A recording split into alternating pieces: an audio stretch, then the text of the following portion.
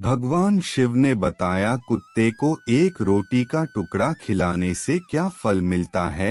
एक समय की बात है, भगवान शिव कैलाश पर्वत पर बैठे हुए थे। तभी माता पार्वती ने भगवान शिव से पूछा, स्वामी मेरे मन में एक प्रश्न आया है।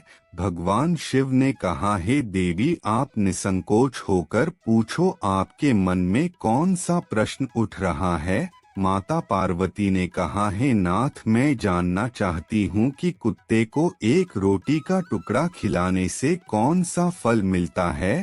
तभी भगवान ने कहा, हे देवी पार्वती, कुत्ते को एक रोटी का टुकड़ा खिलाने से मनुष्य को 8 फायदे होते हैं, तथा जो भी मनुष्य इन फायदाओं के बारे में जान जाता है, उसका जीवन धन्य हो जाता है और उसकी जीवन में कभी भी दुखों का सामना नहीं करना पड़ता है। जो भी मनुष्य पृथ्वी लोक पर कुत्ते को एक टुकड़े रोटी खिला है, उसे 8 प्रकार के फायदे होते हैं और वह जीवन भर कभी दुखी नहीं रहता है।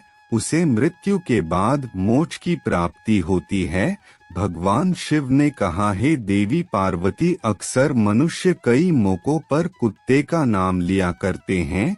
जिस किसी को गाली देते समय मनुष्य की जुबान पर कुत्ते का नाम आता है, मनुष्य कई आदमी को देता है, परंतु नाम कुत्ते का नाम बदनाम होता है। तो क्या कुत्ते का जीवन इतना गया गुजरा है? भगवान शिव ने कहा है, देवी पार्वती, एक समय की बात है, एक काला रंग का कुत्ता था। वह बहुत ही लाचार था और भूखा प्यासा था। वह गांव में सभी के घर घर जाता था, परंतु उसे कोई भी व्यक्ति रोटी का एक टुकड़ा नहीं डाला करता था। इधर उधर घूमता फिरता एक दिन गांव के बाहर नदी के किनारे एक ऋषि का आश्रम पर पहुंच गया और ऋषि से कहने लगा, हे मुनिवर, मुझे लगता है आप बहुत ही विद्वानों ज्ञानी हैं, इसलिए मैं भूखा प्यासा आपके पास आया हूँ। कृपया करके आप मुझे एक रोटी का टुकड़ा दे दीजिए, जिसे मैं खाकर अपनी भूख को मिटा सकूं। तभी वह ऋषि कहते हैं, हे स्वान, क्या तुम्हें गांव में एक भी रोटी का टुकड़ा किसी ने नहीं दिया जिसे तुम खाकर अपनी भूख मिटा सको? भगवान शिव ने कहा, हे देवी पार्वती, वह कुत्ता ऋषि से कहता है, हे मुनिवर, मैं आपको क्या बताऊं, आप मेरी बातों पर विश्वास नहीं करोगे। तभी वह ऋषि कहते हैं, हे स्वान, तुम बताओ, तुम्हारी बातों पर मैं विश्वास अवश्य करूंगा। मुझे तुम बहुत ही लाचार दिखाई पड़ते हो। तभी वह कुत्ता कहता है, ठीक है मुनिवर, मैं तुम्हें अपनी आप बीती बताता हूँ। भगवान शिव ने कहा है, देवी पार्वती, वह कुत्ता ऋषि से कहता है मुनिवर, यह दुनिया के लोगों, हम पर रहम करो। हमारा कोई घर नहीं होता, कोई आसरा नहीं होता, काम कार्य नहीं होता, खाना नहीं बनाना जानते, हमें वस्त्र भी नहीं पहनना आता है। इसलिए सर्दी गर्मी बरसात में हमें ऐसे ही घूमना पड़ता है। हमें पढ़ना लिखना भी नहीं आता। भगवान शिव ने कहा, हे देवी पार्वती, वह कुत्ता कहता है, आपकी तरह हमें अनुशासन नहीं आता, हमें आपकी तरह बोलना नहीं आता, हमारा दुर्भाग्य भी समझिए, परंतु हमें आपकी तरह भूख भी लगती है, चोट लगने पर हमें आपकी तरह पीड़ा भी होती है, हमें आपकी तरह रोना भी आता है। बस इन्हीं 3 कामों में हम आपकी बराबरी करते हैं, इसलिए हम पर दया दिखाइए और कष्ट मत दीजिए। ईश्वर ने जो हमें वैसे भी कष्ट देखकर भेजा है, ऊपर से आप लोग हमें परेशान करते हैं। हम आपकी तरह मनुष्य नहीं है, हम पराधीन जीव हैं। जब हमारा जन्म हुआ उस समय हमारे आँख कान बंद थे, कह नहीं सकते कि उसे समय जन्म पर जैसे नाच गाना होता है, बाजे बजते हैं, गाने होते हैं, खुशी मनाई जाती है, हमारे जन्म पर यह सब नहीं होता है।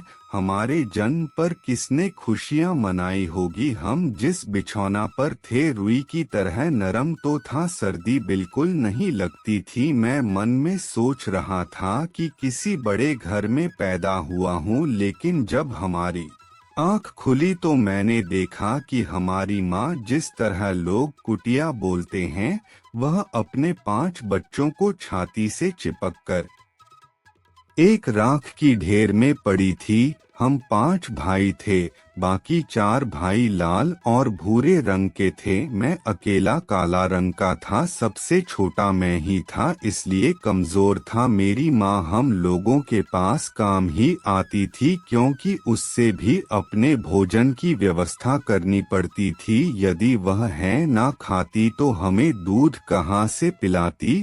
और एक माँ पर हम 5 भाई निर्भर थे। वह बेचारी अपनी भोजन के लिए इधर उधर दौड़ती थी। कभी भोजन मिल भी जाता था, कभी मिलता भी नहीं था, लेकिन वह हमेशा हम 5 का बड़ा ख्याल रखती थी। आखिर वह हमारी माँ रोटी वह रात भर जाकर गांव की रखवाली करती थी। किसी भी मजाल नहीं थी कि कोई अनजान आदमी बुरी नियत से गांव की तरफ झांक जाए। दूसरे गांव के कुत्ते भी हमारी माँ के डर से गांव में नहीं आते थे। गांव के किसी किसान के खेत में कोई जानवर खड़ी फसल खाने आते तो हमारी माँ उसे दौड़ाकर भगा देती। गांव वालों के लिए इतना सब करने के बाद भी कोई मानस तुम्हारी माँ को भोजन तक नहीं देता था। भोजन के लिए हमारी माँ को मजबूर होकर जीना जब ठीक करनी पड़ती थी। कई बार तो लोग उसे लाठी डंडों से पिटा करते थे। बेचारी उसे दिन भूखी प्यासी रहकर पेट की आग से जलती रहती थी। भगवान शिव ने कहा है, देवी पार्वती वह कुत्ता कहता है, हे मुनिवर, आखिर भूख तो हमें आपकी तरह लगती है, ऊपर से उसे अपने 5 बच्चों की चिंता भी लगी रहती थी। आखिर माँ जो थी, जब भूख उसे चैन से बैठने नहीं देती थी, और गांव वालों का भी उसे देखकर हृदय नहीं पशीजता था। बेबस होकर उन लोगों के घरों में चोरी से घुसना पड़ता था, और खाने की कोई चीज मिल जाती तो उसे खाकर अपने पेट की आग बुझा लेती थी। कई बार तो लोग उसे खाने की वस्तु ले जाते हुए देखे तो लाठी डंडे लेकर उसके पीछे पड़ जाते। कुछ निर्दयी लोग तो कई बार उसे घर में बंद करके पीटते थे, हमारी माँ का बुरा हाल कर देते थे। फिर वह कुत्ता ऋषि से कहता है मुनिबर, मेरी माँ ने क्या बिगाड़ा, उसने सिर्फ अपने पेट के लिए भोजन ही तो चुराया था। चोरी करने का हमें कोई शौक नहीं है, पर पापी पेट यह सब करने के लिए मजबूर कर देता है। एक बार की बात है, बड़ी जोरदार बरसात हुई, ओले पड़े, ठंडी हवा चल रही थी, और ठंड में थूथर कर हमारे 3 भाई मर गए। उसे दिन हम मन ही मन बहुत रोई थी, लेकिन मनुष्य हमारी पीड़ा को नहीं समझते, क्योंकि उसके बच्चे थोड़ी ही मरे थे। कुत्ता कहता है, 2 भाई रह गए थे, तुम्हारी माँ हम दोनों की अच्छे से देखभाल करने लगी थी, पर एक दिन मुझे गांव में ठाकुर साहब के घर पर दावत चल रही थी और अनेक प्रकार की मिठाइयाँ बन रही थी। ठाकुर साहब के घर काफी मेहमान आए हुए थे। हमारी माँ कुछ खाने की तलाश में बार बार इधर उधर जाती थी, लेकिन लोग उसे दुत्कार कर भगा देते थे। किसी को थोड़ा सा भी तरस नहीं आया कि पूरी का एक टुकड़ा बेचारी को खाने के लिए दे देते। एक पूरी से क्या उनका बिगड़ जाता। मेरी माँ ललचा कर रह जाती और खड़ी खड़ी देखती रहती थी। ठाकुर साहब के आंगन में दावत खाने का सिलसिला चालू हुआ। भोजन परोसने सब जाने लगे। खाना परोसने वाले आदमी जब किसी काम से भीतर गया तो मेरी माँ दबे पाँव पूरी लेने को चल पड़ी है। दूसरे आदमी ने मेरी माँ को जाते हुए देखा तो चारों ओर से चिल्लाने लगे उसकी तरफ। सभी लोग भागे। मेरी माँ उसकी आवाज सुनकर सुनकर घबरा गई। 2-3 आदमी लाठी लेकर उसके पीछे भागे। मेरी माँ वहां से घबरा कर भागने लगी, परंतु उसे वहां से निकलने का कोई रास्ता नहीं मिला, क्योंकि सामने से लोग लाठी डंडे लेकर आ रहे थे।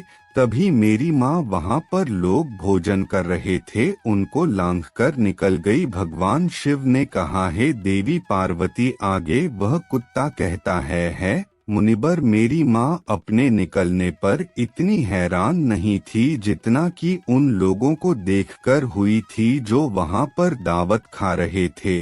वह सब उठकर खड़े हो गए, भोजन करना छोड़ दिया और कहने लगे, कुत्तिया के लांघ जाने के कारण भोजन भ्रष्ट हो गया। सब एक दूसरे से विचार विमर्श कर रहे थे कि अब क्या किया जाएगा। खाना तो खराब हो गया। इसके बाद में ठाकुर साहब फूट फूट कर रोने लगे। कुछ लोग तो यह भी कह रहे थे, कुटिया के लगने से भोजन खराब कैसे हो जाएगा, उसे ने खाने में क्या मुंह तो डाला भी नहीं है, ऊपर से ही लांघ कर तो चली गई। और कहने लगे, शहरों में तो कुत्ते को पाल का घर के अंदर सुलाते भी हैं और खिलाते भी हैं, तो इनमें कोई बुरी बात नहीं है। अगर कुटिया लांघ कर चली गई तो भोजन खराब नहीं हुआ है। उसमें से कुछ लोग के बड़े घरों से ताल्लुक रखते थे। कुछ लोगों ने एक भी चलने नहीं दी, कह रहे थे कि भोजन तो भ्रष्ट हो गया है, यह हमारे खाने के लायक नहीं है। आखिरकार उन्हीं लोगों की बात मानी गई, सारा भोजन गरीबों में बांट दिया गया। उस दिन तो मेरी माँ को खूब पेट भरकर खाना मिला था, ऐसा सुख उसने जीवन में कभी नहीं पाया था। लेकिन वह है सुख उसके लिए बड़ी मुसीबत बन गया। वह भोजन करके वहां आराम से लेती थी। इतने में ठाकुर साहब डंडा लेकर वहां पहुंच गए और बुरी तरीके से पीटने लगे।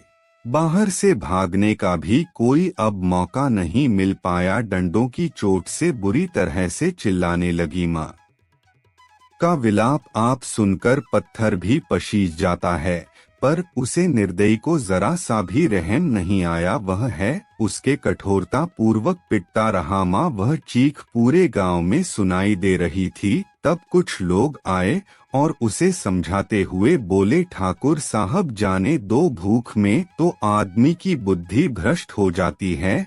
यह तो एक पशु है, इसे अच्छे बुरे का ज्ञान नहीं है। कुछ लोग बोले, आपको करने से क्या कुछ मिलेगा। इसके बाद ठाकुर साहब ने मारना बंद किया। लोगों के समझाने के बाद तुम्हारी माँ का पीटना बंद हुआ। माँ ने अपनी सारी कहानी हम दोनों भाइयों को सुनाई। हमने सोचा कि कितना कष्ट भरा है।